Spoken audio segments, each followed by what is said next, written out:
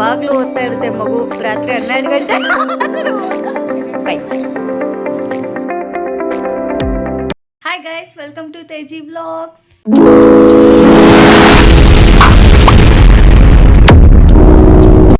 ಅಕ್ಕನ ಮದುವೆ ಇತ್ತು ಅಂತ ನಾನು ದಾವಣಗೆರೆಗೆ ಬಂದಿದ್ದೀನಿ. ನಮ್ಮ ಚಿಕ್ಕಪ್ಪ ಅವ್ರ ಮನೇಲಿದ್ದೀನಿ. ಕುವೆಂಪು ಅವ್ರ ಮನೆ ಬಿಟ್ಟರೆ ತುಂಬ ಇಂಟ್ರೆಸ್ಟಿಂಗ್ ಅನಿಸಿದ್ದು ಇವ್ರ ಮನೆಯೇ. ಬೆಳಗ್ಗೆ ಎದ್ದ ತಕ್ಷಣ ಬ್ಯಾಕ್ಗ್ರೌಂಡಲ್ಲಿ ಒಂದು ಮ್ಯೂಸಿಕ್ ಓಡ್ತಾ ಇರುತ್ತೆ.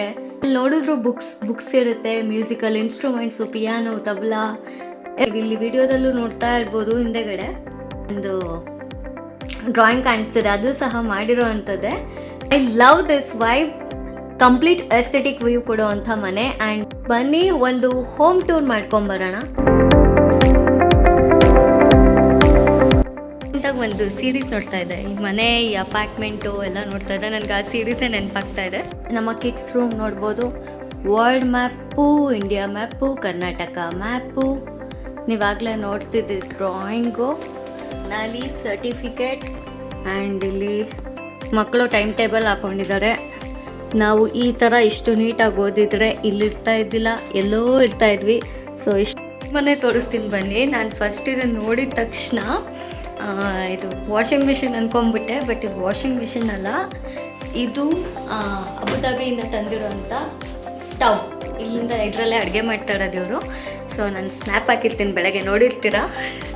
ಆ್ಯಂಡ್ ಇದು ಡಿಶ್ ವಾಷರು, ಪಾತ್ರೆ ತೊಳೆಯೋ ಅಂಥ ಮಿಷಿನು.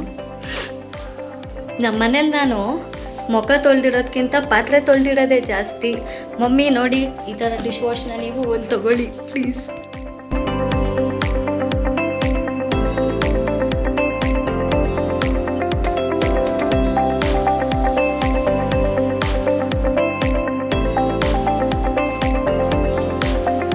ನೀವಿಲ್ಲಿ ನೋಡ್ಬೋದು, ನಮ್ಮ ತಾತ ಶ್ರೀ ಜಿ ರುದ್ರಪ್ಪನವರು ನನ್ನ ತಮ್ಮಂಗೆ ಇಟ್ಟಿರೋದು ರುದ್ರೇಶ್ ಅಂತ. ನಾವು ಮನೇಲೆಲ್ಲ ಕರೆಯೋದು ಧನುಷು, ಬಟ್ ಸ್ಕೂಲ್ನಲ್ಲಿರೋಂಥ ನೇಮ್ ಎಲ್ಲ ರುದ್ರೇಶ್ ಅಂತ ಇದೆ. ಕೇಳ್ತಾ ಇರ್ತಾರೆ ಈ ಬಿಸ್ನೆಸ್ ನಾಲೆಡ್ಜ್ ಎಲ್ಲಿಂದ ಬಂತು, ಈ ಸ್ಟಾಕ್ ಮಾರ್ಕೆಟ್ದೆಲ್ಲ ಹೆಂಗೆ ಅಂತ.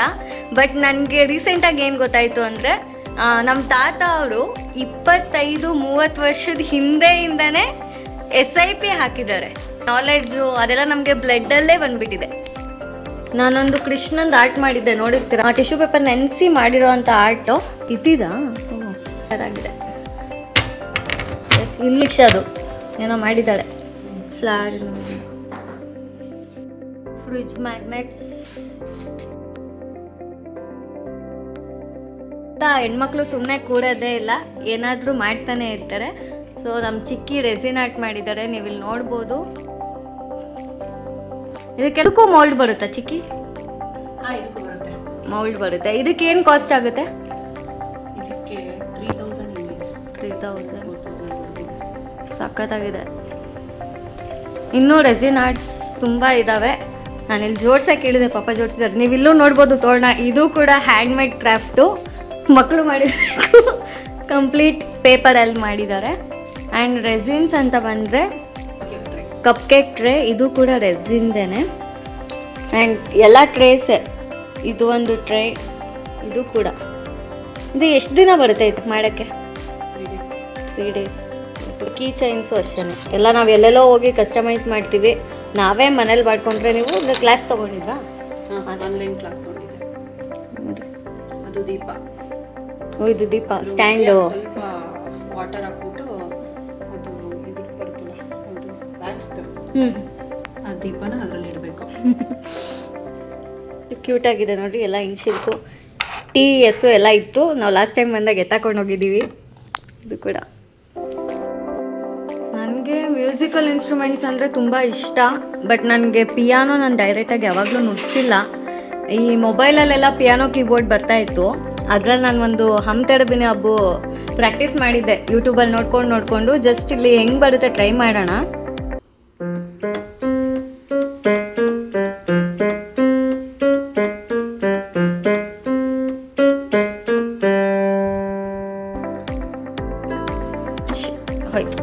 ಪ್ರಾಕ್ಟೀಸು ಇಲ್ಲ, ಏನೂ ಇಲ್ಲ, ಜಸ್ಟ್ ಟ್ರೈ ಮಾಡಿದೆ. ಪರವಾಗಿಲ್ಲ, ಸ್ವಲ್ಪ ನೆನಪಿದೆ. ಬಟ್ ನನಗೆ ಇಲ್ಲಿ ಕೀಸ್ ಯಾವ್ದ್ಯಾವುದು ಏನೂ ಗೊತ್ತಿಲ್ಲ. ಇಲ್ಲಿ ತುಂಬ ಆಪ್ಷನ್ಸ್ ಇದೆ.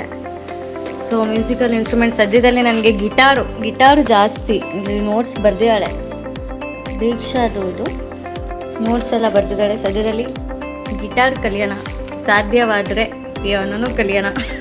ಕಲಿಯೋಕ್ಕೇನಿಲ್ಲ, ಎಲ್ಲ ಕಲಿಬೇಕು, ಎಲ್ಲ ಬೇಕು ಅನಿಸುತ್ತೆ. ಸೊ ಮ್ಯೂಸಿಕ್ ಅಂದರೆ ಅಷ್ಟಿಷ್ಟ, ಎಲ್ಲನೂ ಮಾಡಿಸೋವಂಥ ಶಕ್ತಿ ಇದೆ ಈ ಮ್ಯೂಸಿಕ್ಕಿಗೆ. ಸೊ ಇದನ್ನೆಲ್ಲ ನಾವು ಸುಮ್ಮನೆ ಏನೋ ಗೊತ್ತಿಲ್ಲದೆ ಮುಟ್ಟೋದಲ್ಲ, ಇದೆಲ್ಲ ದೇವ್ರ ಸಮಾನ ಅಂತಲೇ ನಾನು ಭಾವಿಸ್ತೀನಿ. ಸಕಲ ವಲ್ಲಭರು ಟೈಲರಿಂಗು ಮಾಡ್ತಾರೆ. Hi aunty. ಗುಣಾಧೀಶಾಯ ಗುಣಪ್ರವಿಷ್ಟಾಯ ಧೀಮಹಿ ಏಕದಂತಾಯ ವಕ್ರತುಂಡಾಯ ಗೌರೀತನಯಾಯ ಧೀಮಹಿ. ಸಬ್ಸ್ಕ್ರೈಬ್ ಮಾಡಿ, ಎಲ್ಲರೂ ಸಬ್ಸ್ಕ್ರೈಬ್ ಮಾಡಿ. Thank you. ಈ ವಿಡಿಯೋ ಇಷ್ಟ ಆಗಿದ್ರೆ ಲೈಕ್ ಮಾಡಿ, ಶೇರ್ ಮಾಡಿ, ಸಬ್ಸ್ಕ್ರೈಬ್ ಮಾಡಿ. ಮತ್ತೆ ಮುಂದಿನ ವಿಡಿಯೋದಲ್ಲಿ ಸಿಗೋಣ. ಅಲ್ಲಿವರೆಗೂ ಬಾಯ್.